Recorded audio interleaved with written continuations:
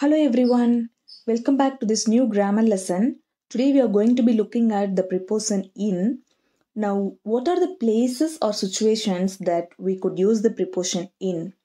Well, that's what today's lesson is all about. Let's get started. Anyways, first of all, let's understand what is a preposition. So, as I said earlier in the previous video, preposition is a connecting word and it basically comes before a noun or pronoun and gives information about time, place, and direction, right? But in this video, you will learn all about the preposition in. The first important point that you should remember here is that when talking about enclosed space, in can be used. That's the rule number one.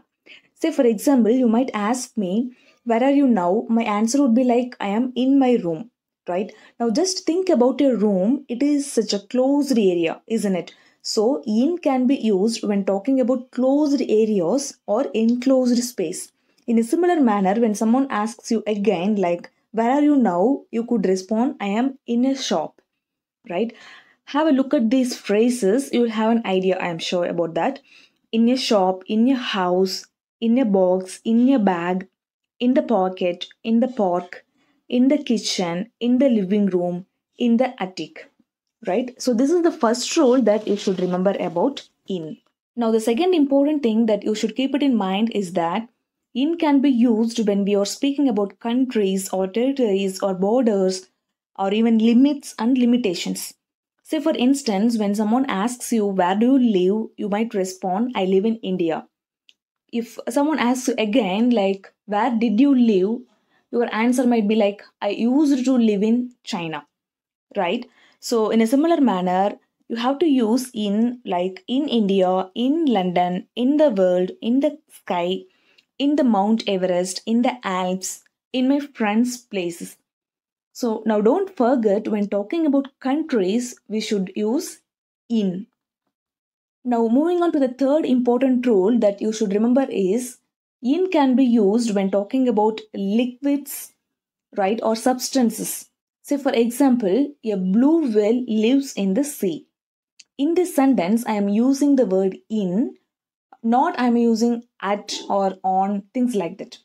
Maybe a friend of yours might say, there is too much sugar in the tea. All right. When it comes to liquids or substances, you must use in. Have a look at these phrases. You can have an idea of where to use in. Like in the sea, in the ocean, in the lake, in the pond, in the coffee, in the swimming pool. So, when it comes to liquids or water, what is the important thing you should remember is that you have to use in only. Have a look at this fourth rule of where to use in. It can be used in directions, right? The best example that everyone knows would be the sun rises in the east or the sun sets in the west. When we are talking about directions, absolutely you must use in, right? Have a look at the phrases that we have in the east, in the west, in the north, in the south, in the northeast, in the southwest. So when it comes to directions, absolutely you should use in. The fifth important rule that you have to keep it in mind is that when talking about printed materials, you have to use in. Have a look at this example sentence. You can find answer in the book. She looks so cute in the picture, right? Like in the book, in the note, in the picture, in the newspaper. So when we are speaking about printing materials, you should use in. I mean, before the noun, you should use in. That's the rule number 5. Let's do a quick review before moving on to the next one. What is the first rule? When we are talking about enclosed space or closed areas, we could use in. And the rule number 2 is when we are talking about countries or territories, borders, limits, and limitations, we should use in. And the next rule is when talking about liquids or substances, we could use in. When talking about directions, we should use in. The rule number 5 would be when talking about printing materials, we could use in. Hope you would have understood well. So, moving on to the next one that we have, and that is centuries. So, when we are speaking about centuries, in can be used. Say, for example, we are living in the 21st century. Here I am using the preposition in to talk about centuries. That's the next rule that you should keep it in mind as well. Have a look at these phrases in the 1st century, in the 10th century, in the 15th century, in the next century. I hope you understood this as well. The next important rule that you should keep it in mind is that decades. When talking about decades, you should use in. That's the next rule. Life was difficult in the 1940s. Here I have used the word in when talking about decades as well. In a similar manner, just have a look at these phrases. You will understand clearly. In 1950s, in 80s, in 90s, in the 10 years time, in the 13 years time. Right? Hope you understood. The next very important rule that you should never forget would be before years you must use in. See, for example, the old house was built in 1935. In this sentence, if you notice here, I am using the word in before the year 1935.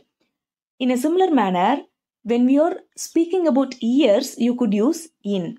Have a look at these phrases in 1945, in 1820, in 1789, in 2022, in 2050 as well.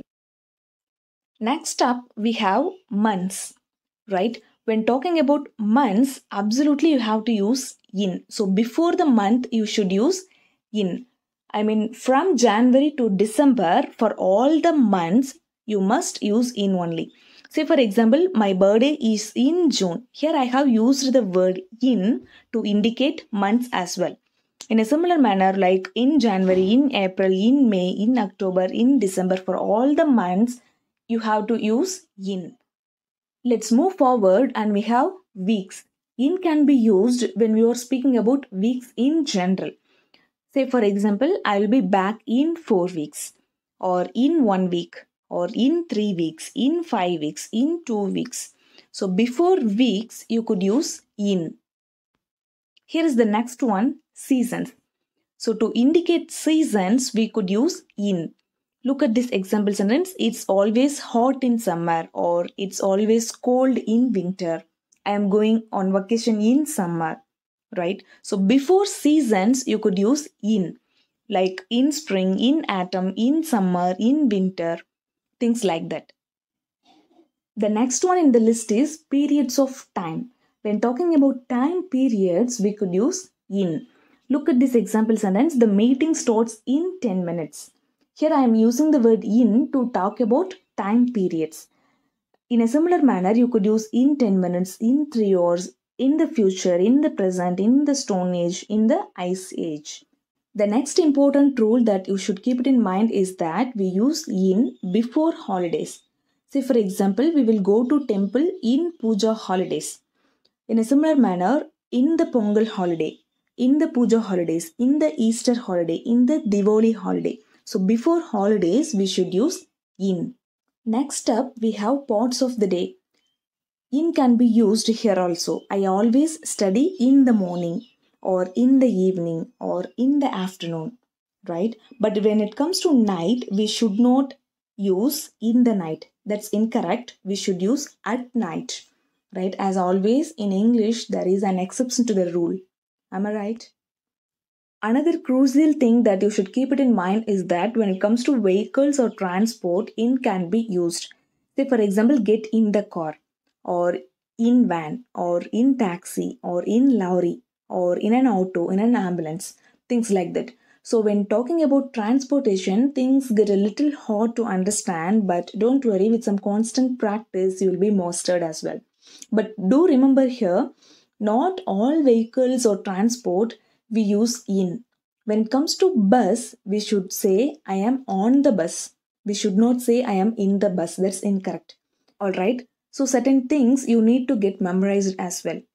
To make it clear, again, let's do a quick review of where to use the preposition in as well. Right? So rule number 1, for enclosed space or closed areas, we should use in. And next is, for countries, borders, limits or limitations, we could use in. And for liquids and substances, directions, printed materials, centuries, decades, years. Next one is months, weeks, seasons, periods of time, holidays, parts of the day, means of transport, like the 15th one, vehicles or transport. So you should use in, right? So that's it for today's lesson. Hope you would have understood of where to use in a proper manner. I'll be back with another important lesson. Until then, you stay motivated. Thank you.